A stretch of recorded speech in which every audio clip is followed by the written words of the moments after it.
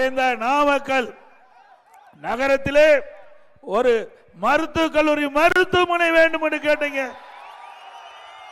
சுமார் 350 கோடி ரூபாய் மதிப்பீட்டிலே பிரம்மாண்டமான மருத்துவக் கல்லூரி மருத்துவமனை கொண்டு வந்து உங்களுக்கு வழங்கிய அரசாங்கம் அதிமுக அரசாங்கம். கொடுத்தவல்ல.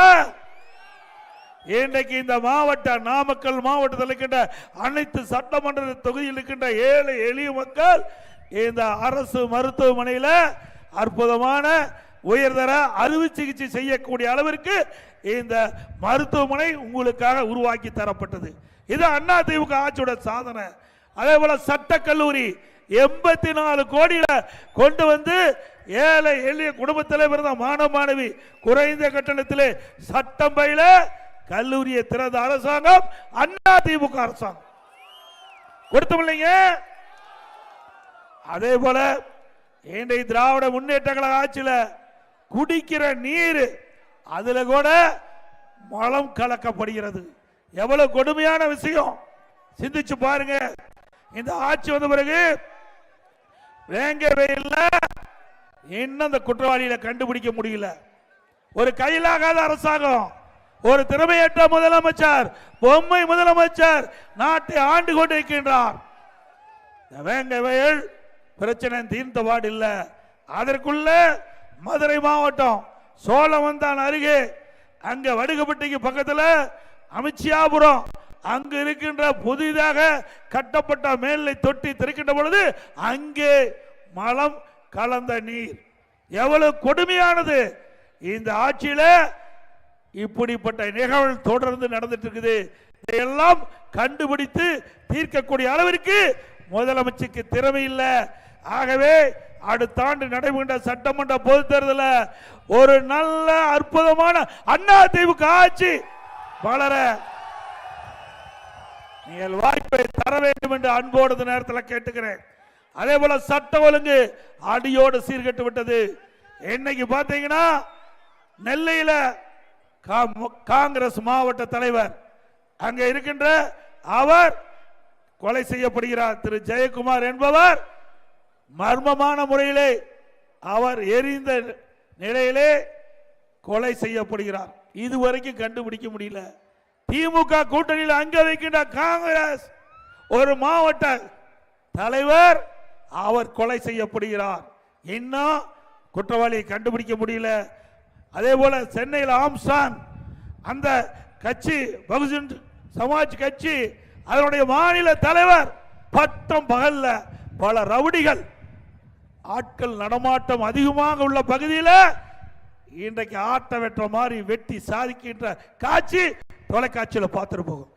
இப்படி குற்றவாளிகள் காவல்துறை கண்டு அச்சப்படுகின்ற நிலை மாறிவிட்டது.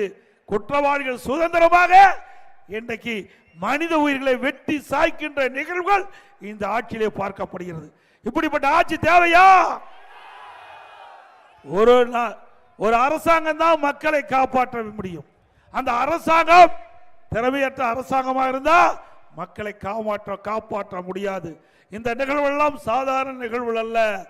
இப்படி ஒரு பகுஜன் சமாஜ் கட்சியினுடைய மாநில தலைவர் வெட்டி கொல்லப்படுகிறார். ஒரு காங்கிரஸ் கட்சியினுடைய மாவட்ட தலைவர் அவர் எரிந்த நிலையிலே அவர் கொலை செய்யப்படுகிறார். இப்படிப்பட்ட விளைவு தமிழகத்திலே நடந்து கொண்டிருக்கின்றது. இதற்கெல்லாம் முடிவு கேட்கின்ற தேர்தல் 2026 ஆண்டு நடைபெற்ற சட்டமன்ற தேர்தல். அதே போல எங்க பார்த்தாலும் போதைப் பொருள் விற்பனை விற்கிறது இல்லைங்க. கஞ்சா விற்கிறதா இல்லைங்களா? ஏன்னா உடனே ஸ்டாலின் கோபம் வரும். ஏற்கனவே திராவிட முன்னேற்ற கழகம் ஆட்சி அமைந்த ஒரே வருஷத்தில் தமிழகத்தில் போதைப் பொருள் விற்பனை அதிகரித்து விட்டது. போதைப் பொருள் நடமாட்டம் அதிகரித்து விட்டது. அதை கட்டுப்படுத்த வேண்டும் என்று பல முறை சட்டமன்றத்தில் நாங்கள் குரல் கொடுத்தோம். பத்திரிகை வாயிலாக அறிக்கை விட்டோம். தொலைக்காட்சி வாயிலாக பேட்டி கொடுத்தோம். தமிழ்நாடு போதைப் பொருள் நிறைந்த மாநிலமாக உருவாகிவிடும். அதை தடுத்து நிறுத்துங்கள். இரும்பு கரம் கொண்டு அடங்குங்கள். இந்த போதைப் பொருள் விற்பனையில் ஈடுபட்டுகின்றவர்களை கடுமையான தண்டனைக்கு உட்படுத்த வேண்டும் என்று பல முறை எச்சரிக்கை விட்டோம். இந்த அரசு கண்டுகொள்ளவில்லை. இன்றைய தினம் முதலமைச்சர் தொலைக்காட்சியின் வாயிலாக குரல் கொடுக்கின்றார். இளைஞர்களே, போதையின் பாதையில் செல்லாதீர்.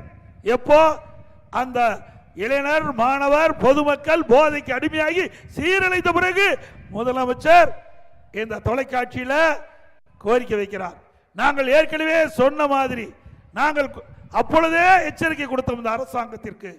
போதைப் பொருள் நடமாட்டம் அதிகரித்து விட்டது. மாணவர், இளைஞர்கள், பொதுமக்கள் போதைக்கு அடிமையாகி சீரழிகிறார்கள், தடுத்து நிறுத்துங்கள் என்று நாங்கள் சொன்ன போதே இந்த அரசு விழித்துக் கொண்டு உரிய நடவடிக்கை எடுக்கப்பட்டிருந்தால் இன்றைக்கு நம்முடைய மாணவர்கள், இளைஞர்களை காப்பாற்றப்பட்டிருக்கலாம். அதையெல்லாம் இந்த அரசு கண்டுகொள்ளாத காரணத்தினாலே இன்றைக்கு தமிழகம் இந்தியாவிலேயே போதைப் பொருள் நிறைந்த மாநிலமாக இருக்கின்றது.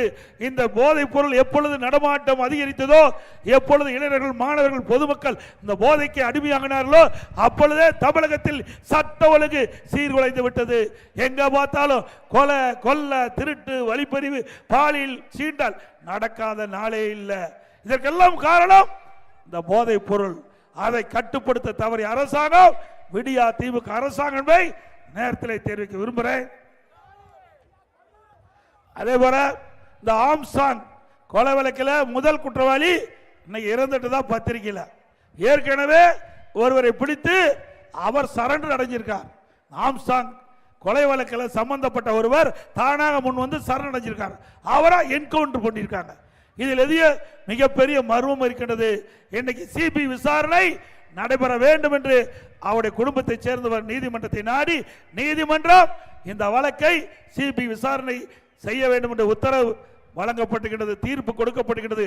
இதை எதிர்த்து மாநில அரசு உச்ச நீதிமன்றம் சென்றிருக்கிறது.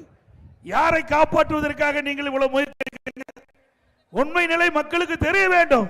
இந்த மாநில அரசு உண்மையை மறைக்கப்படுவதால் தான் மக்கள் எண்ணுகிறார்கள்.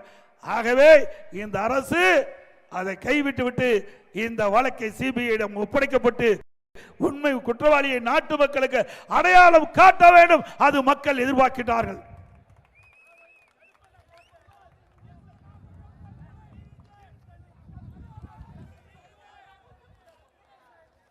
அதே போல இன்றைய தினம் பார்த்தேன், பரவாயில்ல, காவல்துறை ஓரளவுக்கு பாதுகாப்பு கொடுத்தாங்க. இந்த பாதுகாப்பை ஏற்கனவே கொடுக்கப்பட்டிருந்தா 46 உயிர் இழந்திருக்க வேண்டிய அவசியம் இல்லை. இப்பெல்லாம் கொடுக்கல. நான் கிட்டத்தட்ட பல சட்டமன்ற தொகுதிக்கு சென்று விட்டு வந்திருக்கின்றேன். கிட்டத்தட்ட 171வது சட்டமன்றம் என்று கருதுகிறேன். நாமக்கல்ல 171வது சட்டமன்றத்தில் தொகுதியில் எழுச்சி பயண பொதுக்கூட்டத்தில் பேசிட்டு இருக்கிறேன். இந்த சம்பவம் நடந்த பிறகுதான் போலீஸ் பாதுகாப்பு ஓரளவு கொடுக்கிறாங்க. இதுக்கு முந்தி பல மாவட்டத்துக்கு சென்றுகிற எழுச்சி பயண பொதுக்கூட்டத்தில் பேசும்போது அங்கொன்றும் இங்கொன்றுமாக காவல்துறை நிற்பாங்க. அது வேடிக்கை பார்ப்பாங்க. கூட்டத்துக்கு வேடிக்கை பார்க்க வந்திருப்பாங்க, பாதுகாப்புக்கு வரல. ஸ்டாலின் அவர்களே, நீங்க ஆளுகின்ற கட்சியில முதலமைச்சர் இருக்கிற காரணத்தினால ஆளே நடமாட்டம் இல்லாத பகுதியெல்லாம் காவல்துறை காவலர்களை நிறுத்தி உங்களுக்கு பாதுகாப்பு கொடுக்கிறாங்க. நீங்க ஆயிரக்கணக்கான பேர் உங்களுக்கு பாதுகாப்பு பணியில் ஈடுபடுறாங்க. நாங்க அதை வேண்டாம்னு சொல்லல. அதே வேளையில் எதிர்க்கட்சிகள் நடத்துகின்ற கூட்டத்திற்கும் முழுமையான பாதுகாப்பு கொடுப்பது அரசின் கடமை. இங்க நாமக்கலுக்கு வந்தார், அங்கே கரூருக்கும் போனாங்க. அப்ப முறையான பாதுகாப்பு கொடுக்கப்பட்டிருந்தால் இந்த அசம்பாவத்தை தவிர்த்திருக்கலாம். சரியான முறையிலே சரியான காவலர்கள் போதிய அளவு நியமிக்கப்படாத காரணத்தினாலே இப்படிப்பட்ட நிகழ்வு ஏற்பட்டு விட்டது. திரு ஸ்டாலின் அவர்களே, தமிழகத்தை தலைகுனிய விடமாட்டேன் என்று கர்ச்சிக்கின்றீர்கள். தமிழகம் இந்தியாவிலே தலைகுனிந்து நிற்கின்ற காட்சியை நாம் பார்த்து கொண்டிருக்கின்றோம். இந்த மண்ணில 41 உயிர்கள் பலியானதற்கு யார் காரணம்? இந்த அரசாங்கமே சரியான முறையில் நடவடிக்கை எடுக்காத காரணத்தினாலே விலைமதிக்க முடியாத 41 உயிர்கள் இழந்திருக்கிறோம். அத்தனையும் எப்பொழுது பார்த்தாலும் தமிழர் தமிழர் என்று சொல்லிக் கொண்டிருக்கின்ற முதலமைச்சர் அவர்களே, தமிழ்நாட்டை சேர்ந்தவர் தான் 41 பேர் இறந்திருக்கிறார் என்பதை நீங்கள் எண்ணி பார்க்க வேண்டும். வாயளவில் சொன்னா போதாது, அதை காரியத்திலே காட்ட வேண்டும், உங்களுடைய செயலிலே காட்ட வேண்டும். ஆனால் அந்த எண்ணம் உங்களுக்கு இல்லை. எப்படியாவது ஒரு பிரச்சனை ஏற்படுத்த வேண்டும், அதை இந்த அரசு வேடிக்கை பார்க்க வேண்டும் என்ற எண்ணத்தின் அடிப்படையில் தான் எதிர்க்கட்சிகள் நடத்துகின்ற பொதுக்கூட்டத்தில் முழுமையான பாதுகாப்பு கொடுக்காத காரணத்தினால் எவ்வளவு பிரச்சனை ஏற்பட்டிருக்குது, இவ்வளவு பேர் பலியானதற்கு காரணம் விடியா திமுக முதலமைச்சர் முழுமையான பாதுகாப்பு அந்த மக்களுக்கு கொடுக்கப்பட்டிருந்த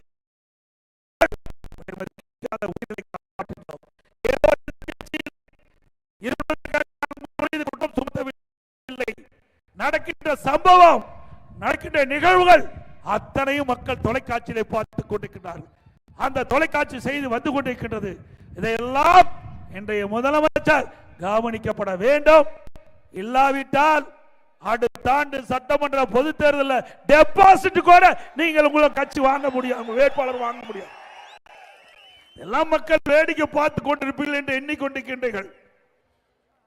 தவறு. தமிழ்நாட்டு மக்கள் விழிப்போடு இருக்கின்றவர்கள். யார் ஆட்சிக்கு வர வேண்டும், யார் வரக்கூடாது என்று தீர்மானிக்கக்கூடிய தேர்தல் 2026 சட்டமன்ற பொது தேர்தல். இதே அனைத்து இந்திய அண்ணா திராவிட முன்னேற்ற கழக ஆட்சி இருந்தது. நீங்கள் பிரதான எதிர்க்கட்சியா இருந்தீங்க.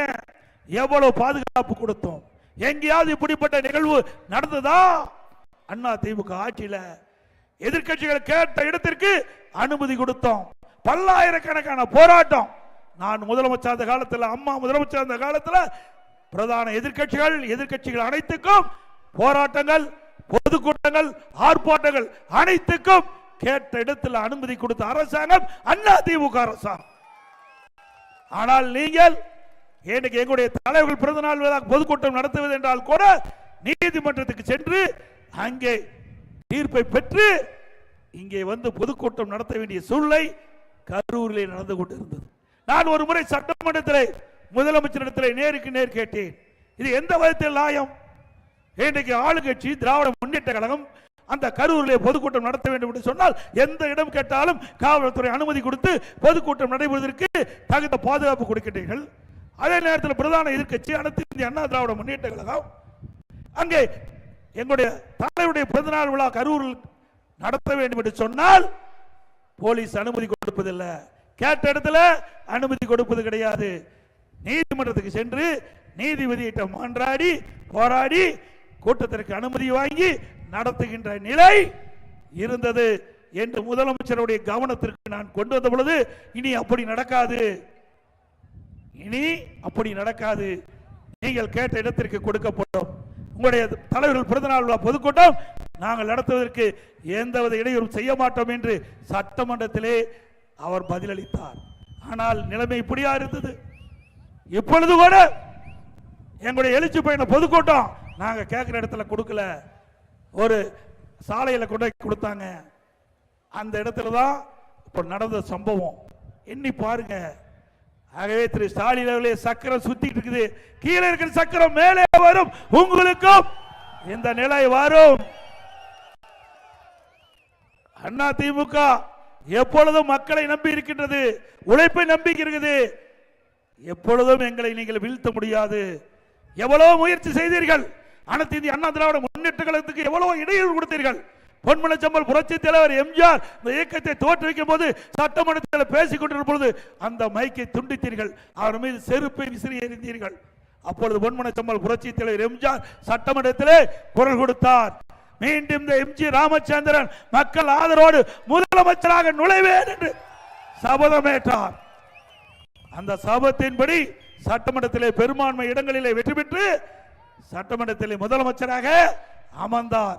அதே போல இதே புரட்சி தலைவி அம்மா அவர்கள் பிரதான எதிர்க்கட்சி தலைவராக இருந்த பொழுது நானும் சேவல் சின்னத்திலே வெற்றி பெற்று அம்மா எதிர்க்கட்சி தலைவராக இருக்கும் போது அவரோட பணியாற்றக்கூடிய சூழ்நிலை எம்எல்ஏவா இருந்தேன். அப்பொழுது சட்டமன்றத்திலே திமுக கட்சி சேர்ந்தவர்கள் அமைச்சர்கள் சட்டமன்ற உறுப்பினர்கள் அம்மாவை கடுமையாக தாக்கினார்கள். அவர் தலைமுடியை பிடித்து இழுத்தார்கள், சேலையை பிடித்து இழுத்தார்கள். அப்பொழுது அம்மா அவர்கள் கர்ச்சித்தார்கள். பொன்மனச்செம்மல் புரட்சி தலைவர் எப்படி சட்டமன்றத்திலே சபதம் எடுத்தாரோ அதே போல புரட்சி தலைவி அம்மா அவர்கள் என்னை தாக்கிய இந்த சட்டமன்றத்திலே மக்கள் ஆதரவோடு வெற்றி பெற்று பெரும்பான்மை இடங்களில் நான் வெற்றி பெற்று மீண்டும் தமிழகத்துடைய முதலமைச்சராக சட்டமன்றத்தில் நுழைவேன் என்று சொன்னார்கள். அதே போல மக்களுடைய ஆதரவு பெற்று தமிழகத்துடைய முதலமைச்சராக நுழைந்த தலைவி புரட்சி தலைவி அம்மா. ஆக ஒரு கட்சியுடைய தலைவர்கள் கட்சி ஆரம்பிக்கின்ற பொழுது எவ்வளவு இன்னலுக்கும் இடர்பாடுகளுக்கும் இந்த திமுக விளைவித்தது என்பதை நாம் எண்ணி பார்க்க வேண்டும். இப்பொழுது மட்டுமில்ல, பொன்மனச்செம்மல் புரட்சி தலைவர் எம்ஜிஆருக்கும் இடையூறு செய்தார்கள். இதை புரட்சி தலைவி அம்மா அவர்கள் புரட்சி தலைவி மறைவுக்கு பிறகு இந்த கட்சிக்கு தலைமை தாங்கி நடத்துகின்ற பொழுதும் இடையூறு செய்தார்கள். அதையெல்லாம் தாண்டி அதையெல்லாம் தாக்கு பிடித்து அவ்வளவு இடர்பாலில் தூள் தூளாக நொறுக்கி அனைத்து இந்திய அண்ணா திராவிடம் என்ன என்ற மாபெரும் கட்சி தமிழகத்திலே அதிக ஆண்டு ஆண்ட கட்சி அல்ல திமுக கட்சி. அப்படி எங்களை வளர்த்த தலைவர்கள். உங்களுடைய உரட்டல் மிரட்டல்கள் அண்ணா திமுக பயப்படாது. ஆகவே திரு ஸ்டாலின் அவர்களே எண்ணி கொள்ளுங்கள். 7 மாதம் திராவிட முன்னேற்ற ஆயுள் காலம் 7 மாதம் தான் இருக்குது.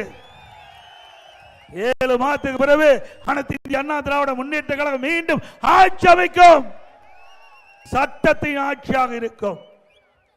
அதே போல இன்றைக்கு தமிழகத்தில் ஒரு காஞ்சிபுரத்துக்கு பக்கத்தில் ஒரு இருமல் மருந்து தயாரிக்கின்ற கம்பெனி, அது இந்த தமிழ்நாடு அரசுக்கே தெரியல.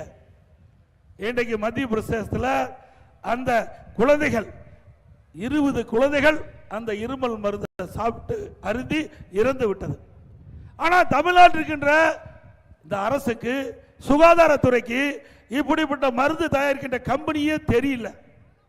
அப்படின்னா எவ்வளவு இந்த அரசு மக்கள் மீது அக்கறை கொண்டிருக்கின்றது, இந்த நாட்டு மக்கள் மீது எப்படி அக்கறை கொண்டிருக்கின்றது, இந்த நாட்டை எப்படி காப்பாற்றிக் கொண்டிருக்கிறார் என்பதை நாம் எண்ணி பார்க்க வேண்டும்.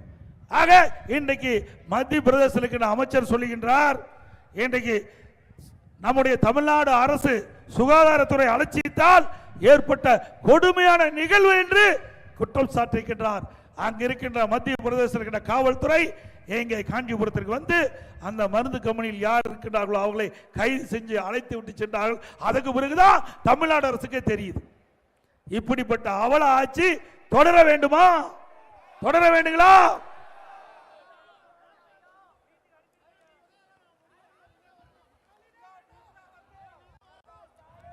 அதே போல உள்ளாட்சி அமைப்பு, மாநகராட்சி, நகராட்சி, பேரூராட்சி, ஊராட்சி எல்லாம் தெருக்களில் பேரை மாற்ற வேண்டும் ஒரு அறிவிப்பு. இப்ப எல்லாமே ஒன்னா பேர் வைப்பாரு, இல்லைன்னா பேர் எடுப்பார். இதுதான் திமுக ஆட்சியுடைய சாதனை. வேற எந்த சாதனையும் செஞ்சிடல. ஏன்னா கோட் ஷூட் போடுவார், இதெல்லாம் பத்திரிகையில் ஊடகத்திலையும் பார்ப்பீங்க. ஒன்னா பேர் வைப்பாரு, இல்லைன்னா பேரை எடுப்பார். இதுதான் நம்ம தமிழ்நாட்டு முதலமைச்சருடைய நிலை. ஏங்க ஏற்கனவே இந்த பிரச்சனை வந்துதான் போக்குவரத்து கழகத்திற்கு பெயர்கள் எல்லாம் எடுக்கப்பட்டது, மாவட்டத்திற்கு பெயர் சூட்டப்பட்ட பெயரெல்லாம் நீக்கப்பட்டது. மீண்டும் பிரச்சனை உருவாக்குறார் இந்த முதலமைச்சர். அவர் சொல்றார், ஜாதியின் பெயரிலோ மதத்தின் பெயரிலோ தெருக்கள் இருக்கக்கூடாது. வேண்டாம், இருக்க வேண்டாம், நல்லதுதான். ஆனா யாரு பேரை வைக்கிற? உங்க அப்பா பேரை கொண்டாந்து வைக்கலான்னு அறிக்கை விட்டு. இதுதான் தவறு. நீங்கள் யாருடைய பெயரை வைக்க வேண்டாம். எனக்கு எந்த தலைவருடைய பெயரையும் வச்சா ஒரு தலைவர் வைக்கல அப்படின்னு பிரச்சனை வந்துகிட்டு இருக்கோம். அதற்காகத்தான் ஏற்கனவே போக்குவரத்து துறையில் இருந்த பெயர்கள் நீக்கப்பட்டது. அந்தந்த மாவட்டத்தினுடைய தலைவர்கள் அந்த மாவட்டத்திற்கு பெயர் சூட்டப்பட்டதையும் நீக்கப்பட்டது. மீண்டும் வேண்டுமென்று திட்டமிட்டு உங்களுடைய அப்பா பெயரை வைப்பதற்காக ஒரு அரசாணை வெளியிட்டீர்கள். மீண்டும் அதிமுக ஆட்சிக்கு வந்தால் இது ரத்து செய்யப்படும்.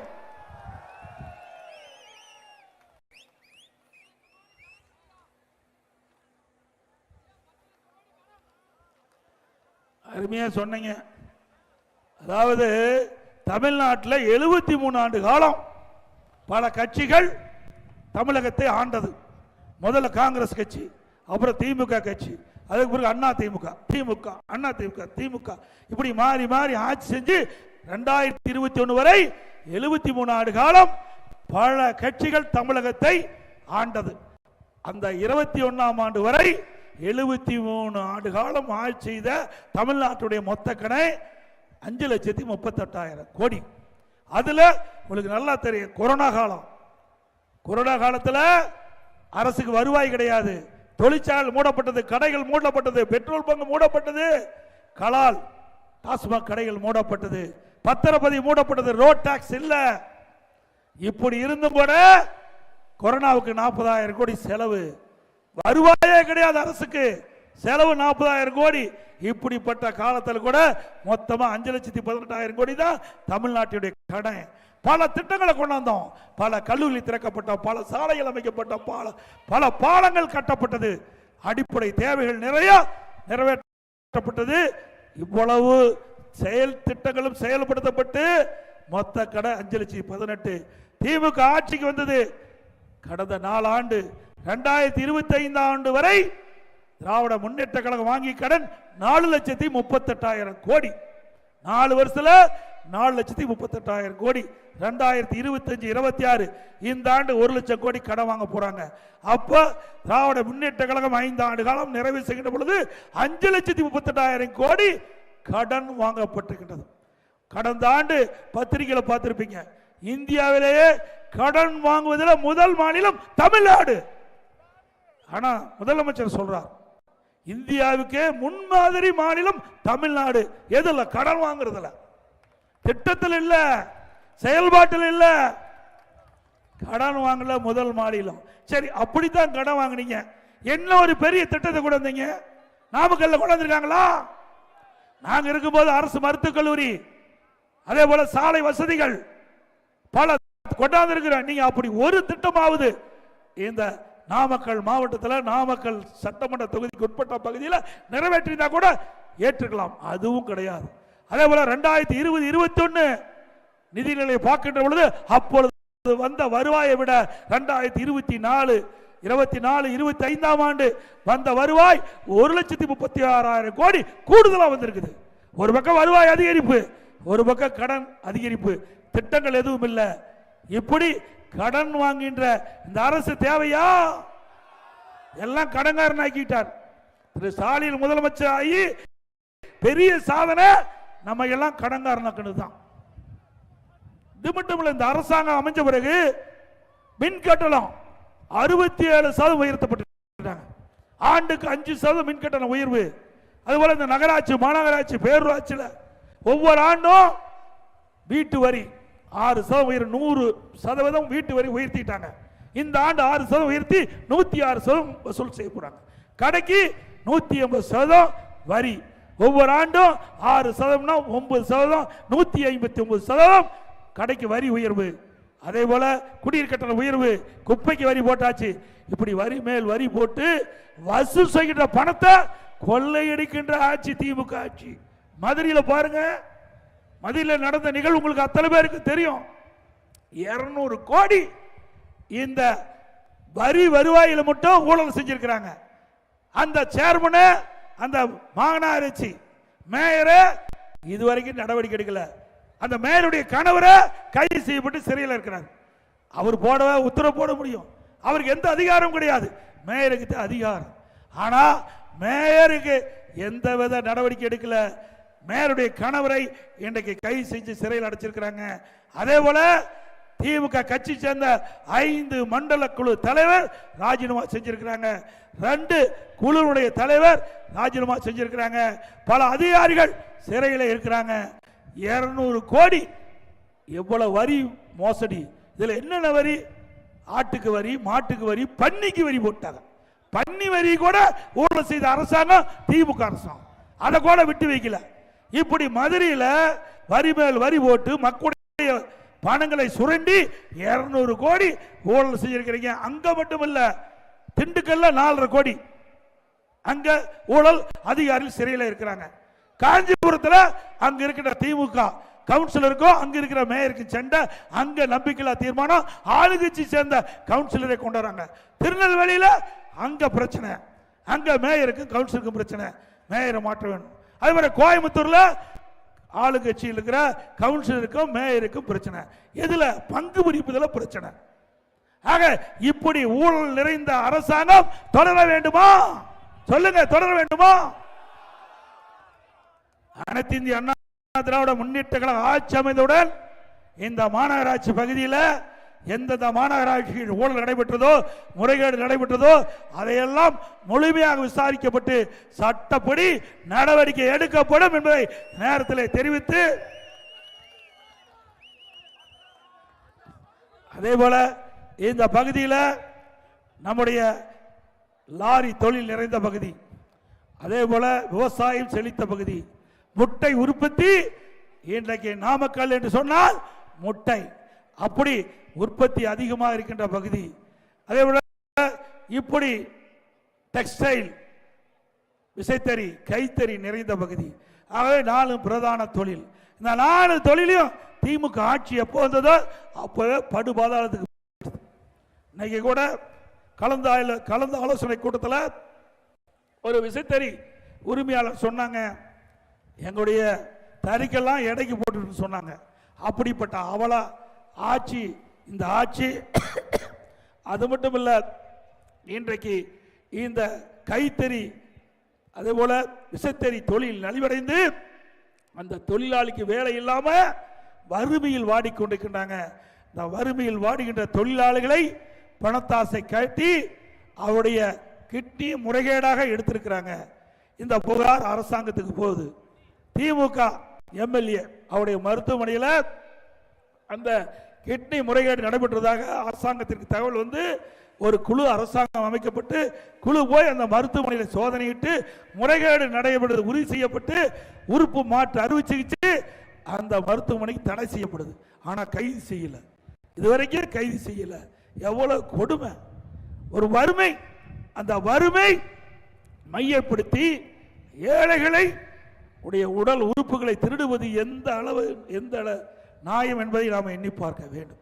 அது மட்டுமல்ல, பள்ளி வளையத்தில் இதே மாதிரி ஒரு பெண்மணிக்கு வறுமையை பயன்படுத்தி பணத்தாசை காட்டி கிட்னி எடுக்குன்னு சொல்லிட்டு அழைச்சிட்டு போய் கல்லீரல் எடுத்துட்டாங்க. கிட்னிக்கு பதிலாக கல்லீரல் எடுத்துட்டாங்க. இப்படிப்பட்ட அவல ஆட்சி தொடர வேண்டுமா? சொல்லுங்க, நீங்களே சொல்ல வேண்டியதான். இப்ப வந்திருக்கிற நம்முடைய கழக நிர்வாகிகள், தொண்டர்கள், பொதுமக்கள், உற்றார் உறவினர் நண்பர்கள் எல்லாம் ஏதாவது திமுக மருத்துவமனையில் போய் அறுவை சிகிச்சை செஞ்சிருந்தா உடல்ல நாம உள்ள இருக்கிற உறுப்புலாம் இருக்குதான்னு ஸ்கேன் பண்ணி பார்த்துங்க. ஏன்னா நம்பிக்கை இல்லை. ஏன்னா அந்த பள்ளிக்கூடத்தில் இருக்கிற பெண்மணி கிட்னியை வழங்குவதா தான் மருத்துவமனைக்கு அழைச்சிட்டு போனாங்க. அந்த கிட்னிக்கு பதிலாக கல்லீரல் எடுத்துட்டாங்க. அந்த பெண்மணிக்கு உடல்நிலை சரியில்லை என்று மருத்துவமனைக்கு போய் ஸ்கேன் பண்ணி பார்க்கும்போது தான் கிட்னிக்கு பதிலாக கல்லீரல் இல்லை என்று அந்த பெண்மணிக்கு தெரிஞ்சு அந்த பெண்மணி அதிர்ச்சி அடைந்து விட்டது இந்த மாவட்டத்தில் பள்ளிப்பாளையத்தில். இப்படிப்பட்ட சம்பவம், கொடுமையான சம்பவம் இந்த ஆட்சியில் நடைபெற்றுக் கொண்டிருக்கிறது. இதுக்கெல்லாம் அதிமுக ஆட்சி வந்த பிறகு முழுமையாக விசாரிக்கப்பட்டு ஆளுங்கட்சி எம்எல்ஏ என்ற காரணத்தினால இன்றைக்கு இந்த அரசாங்கம் அவர்கள் மீது எந்த நடவடிக்கை எடுக்காமல் நிறுத்தி வைத்திருக்கின்றது. அதிமுக ஆட்சி அமைந்தவுடன் இந்த கிட்னி முறைகேடை முழுமையாக விசாரிக்கப்பட்டு யாரெல்லாம் இதில் தவறில் ஈடுபட்டார்களோ அவர்கள் மீது சட்ட நீதியாக நடவடிக்கை எடுக்கப்படும்.